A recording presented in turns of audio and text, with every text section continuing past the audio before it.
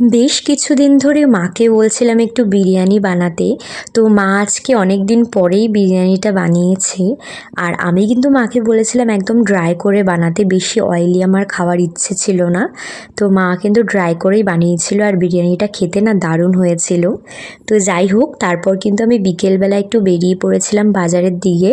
আসলে আমার কিছু কাজ ছিল, দোকান থেকে কিছু জিনিসও নেওয়ার ছিল।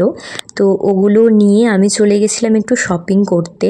আর আজকে না আমার সেরকম কিছু একটা পছন্দ হয়নি।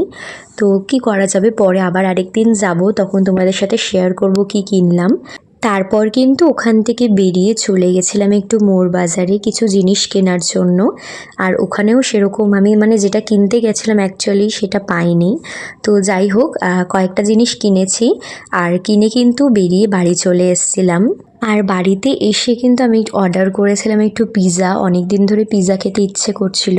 এটা আমি এপিক বাইট থেকে অর্ডার করেছিলাম, বেশ ভালোই ছিল খেতে মোটামুটি।